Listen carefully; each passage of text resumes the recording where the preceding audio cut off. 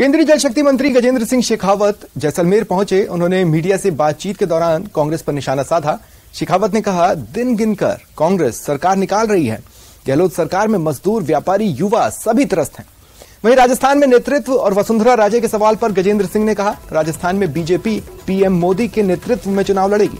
वसुंधरा राजे को लेकर कहा कि वसुंधरा जी पार्टी की वरिष्ठ नेता हैं। राजस्थान में बीजेपी पूर्ण बहुमत के साथ सरकार बनाएगी। मुझे लगता है कि हर एक समिति में सभी लोग हैं, ऐसा होता नहीं। चुनाव प्रबंधन की समिति बनी है, कुछ नए लोगों को जिम्मेदारी दी है। इसमें आदरणीय वसुंधरा जी हमारी राष्ट्रीय उपाध्यक्ष है, आदरणीय राजेंद्र जी हमारे नेता प्रतिपक्ष है, आदरणीय सतीश पूनिया जी हमारे उप नेता प्रतिपक्ष है, आदरणीय परनामी जी हमारे पूर्व अध्यक्ष है, आदरणीय अरुण चतुर्वेदी जी हमारे पूर्व अध्यक्ष है, आदरणीय कैलाश चौधरी जी हमारे भारत सरकार के मंत्री हैं। किसी का भी नाम नहीं। मुझे लगता है कि इसको लेकर के इतनी ऐसा होने की कोई न तो आवश्यकता है, न जरूरत है। पार्टी अपने हिसाब से आगे तय करेगी, शीर्ष नेतृत्व किसको क्या जिम्मेदारी देनी है इस चुनाव में। कांग्रेस के मंत्री विधायक प्रदेश चुनाव समिति के फैसले के अनुसार ही टिकट के लिए ब्लॉक और जिला स्तर पर आवेदन करेंगे। मंत्री गोविंद मेघवाल ब्लॉक स्तर पर टिकट की दावेदारी जताएंगे। टिकट की चयन प्रक्रिया के लिए कांग्रेस की ओर से ब्लॉक और जिला स्तर पर आवेदन लिए जा रहे हैं। प्रदेश चुनाव समिति के सदस्य कैबिनेट मंत्री गोविंद मेघवाल ने कहा कि इससे टिकटों के चयन में पारदर्शिता आएगी और जिताऊ चेहरों को टिकट मिलेगा।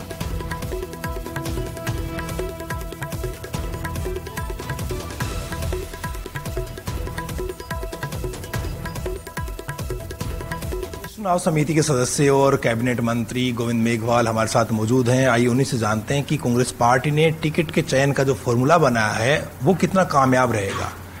गोविंद मेघवाल साहब, ब्लॉक लेवल पर मीटिंगें हो रही हैं, आवेदन लिए जा रहे हैं, क्या आपको लगता है कि जो वहां पर आवेदन देगा उसको टिकट मिल जाएगा? देखिए, ये बिल्कुल हकीकत है कि सबसे नीचे हमारा ब्लॉक काम कर रहा है, फिर जिला है और फिर प्रदेश। तो जो ब्लॉक लेवल पर आवेदन आएंगे उनको 5 आवेदन तक ऊपर भेजने हैं और ब्लॉक अध्यक्ष की भी राय बड़ी महत्वपूर्ण होगी, जिला अध्यक्ष की भी राय बहुत महत्वपूर्ण होगी। हमारे कई तरीके से पूछताछ की जाएगी, क्योंकि हमारा सर्वे भी हो रहा है, हमारे आम कार्यकर्ता से भी पूछा जाएगा। हम लोग चाहते हैं कि उस विधानसभा की एक स्क्रूटनी करेंगे, जो कई तरह के लोगों से, वहाँ के साहित्यकार है, वहाँ का कवि है, वहाँ के पत्रकार है, वहाँ के वकील है, वहाँ के बुद्धिजीवी है, वहाँ के वर्कर हैं, हम सब लोगों से राय लेकर के और उसके बाद इस निर्णय पे पहुंचेंगे कि हमें टिकट किसको देनी है। ब्लॉक लेवल पर आवेदन देंगे तो आप अपना आवेदन, आप चुनाव लड़ने का जो आपका परफॉर्मा है वो ब्लॉक लेवल पर भर के देंगे या जिला स्तर पर आप सबमिट करेंगे? हम बिल्कुल ब्लॉक लेवल पे देंगे और ब्लॉक जो है वो 5 हमारे आवेदन जो है वो जिले में भेजेंगे और जिले वाले जो है वो प्रदेश में भेजेंगे। ये हमारा प्रोग्राम। आप खुद भी यानी कि अभी मंत्री हैं, तो आपको दावेदारी करनी पड़ेगी या बिना दावेदारी के आपकी टिकट तय है? नहीं, हम दावेदारी करेंगे। हम ब्लॉक के अंदर बिल्कुल दावेदारी करेंगे। हमारे ब्लॉक अध्यक्ष जी जो है वो जिले में भेजेंगे और जिला प्रदेश में भेजेंगे। यही हमारी रणनीति। ये जो सिस्टम बनाया गया, क्या आपको लगता है कि ग्रास रूट का जो वर्कर है उसका आत्मसम्मान बढ़ेगा और चुनाव में काम करने के लिए उसको नई एनर्जी मिलेगी?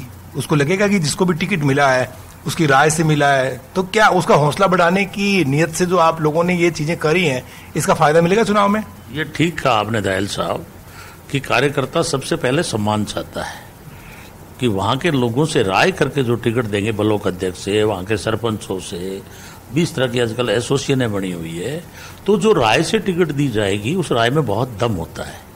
तो मैं तो इस मान्यता का आदमी हूँ कि हमारी पार्टी ने जो प्रोसीजर अपनाया वो बहुत ही बेस्ट है और ये डेमोक्रेटिक है। सचिन पायलट को कांग्रेस वर्किंग कमेटी में शामिल किए जाने पर बीजेपी ने निशाना साधा। बीजेपी सांसद जसकौर मीणा ने कहा कि कांग्रेस पार्टी में कौन फ्रंट पर आता है, कौन नहीं, ये प्रक्रिया तो पिछले 4.5 साल से जारी है, लेकिन सचिन पायलट अपने अपमान को भुला सकते हैं तो ये उनकी कमजोरी को साबित करता है। कांग्रेस राज में झूठ, करप्शन और अपराध बढ़ा है, जनता इसे भुला नहीं सकती। राजस्थान की जनता बीजेपी को जिताने का मूड बना चुकी है।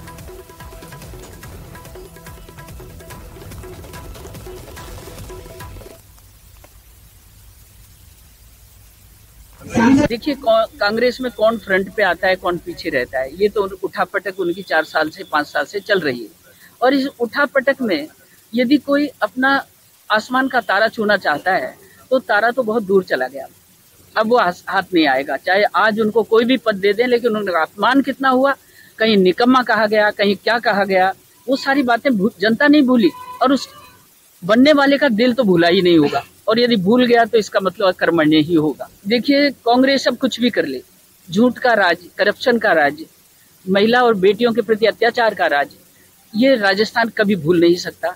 आप कैसे भूल रहे हो कि आपके पड़ोस में ही और हमारे भीलवाड़ा में तो ये जो परिस्थितियां बेटियों के साथ हुई वो शायद मैं शब्दों में भी नहीं बोल सकती, ये राजस्थान भूलेगा नहीं। भ्रष्टाचार इतना जबरदस्त, तुष्टीकरण इतनी ज्यादा, और आज ये मैं ये कहती हूँ कि अब बड़े बड़े पाइप बिछे पड़े हैं पूरे दौसा जिले के 1097 गाँव के अंदर। नल से जल की जो योजना है, ये योजना ये कांग्रेस के सपना भी नहीं आ सकता था। ये तो 2019 में जल जीवन मिशन के माध्यम से 2700 करोड़ रुपए जब इनको मिला, उसका उपयोग भी समय पर करते तो आज हम हर घर को नल से जल जोड़ देते। टोंक में बीजेपी प्रदेश उपाध्यक्ष सांसद सुखबीर सिंह जौनापुरिया ने कांग्रेस पर हमला बोला। जौनापुरिया ने कांग्रेस पर निशाना साधते हुए कहा कि कांग्रेस वोट खरीदने का काम कर रही है। साथ ही कहा कांग्रेस की घोषणाओं का अस्तित्व नहीं है। इसके अलावा जौनापुरिया ने राहुल गांधी के वादे को याद दिलाते हुए कहा कि राहुल गांधी की घोषणा आज तक पूरी नहीं हुई। 4 साल प्रदेश की गवर्नमेंट को हो गए, अगर प्रदेश की गवर्नमेंट काम करना चाहती थी तो 4.5 साल से लगातार करती हुई होती, क्योंकि जब राहुल गांधी आए थे, राहुल गांधी ने खुद ने कहा था कि 10 दिन के अंदर में कर्जा माफ कर देंगे, बेरोजगारी भत्ता दे देंगे। आज जो चीज उन्होंने बोली थी वो आज तक भी वो पूरी नहीं हो पा रही। अभी जिस हिसाब से उन्होंने कहा 100 यूनिट बिजली फ्री दे देंगे, किसानों को बिजली दे देंगे, आप 2000 यूनिट की बात कर रही है। ताज्जुब इस बात का है कि आज सबसे बड़ी बात है कि जब शाम के टाइम को आदमी को रोटी खाने का टाइम होता है, उस टाइम लाइट चाहिए, उस टाइम इनके पास लाइट नहीं है। जब बच्चे का पढ़ने का टाइम होता है, उस टाइम उनके पास लाइट नहीं है। जयपुर नगर निगम हेरिटेज की मेयर मुनेश गुर्जर के निलंबन मामले पर आज हाईकोर्ट में सुनवाई हुई। मुनेश गुर्जर की याचिका पर सुनवाई करते हुए हाईकोर्ट ने राज्य सरकार से जवाब तलब किया और मुनेश गुर्जर के मेयर पद से निलंबन संबंधी रिकॉर्ड मांगा। कल तक राज्य सरकार को निलंबन की रिपोर्ट हाईकोर्ट में पेश करनी है। कल ही इस मामले को लेकर फिर सुनवाई होगी। बता दें, सरकार के निलंबन आदेश को मुनेश गुर्जर ने हाईकोर्ट में चुनौती दी है।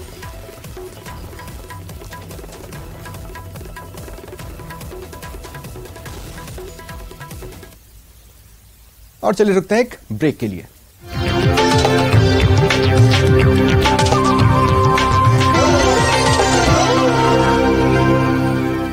हेडलाइंस प्रेजेंटेड बाय पेट सफा आयुर्वेदिक चूर्ण, पेट सफा तो हर रोग दफा।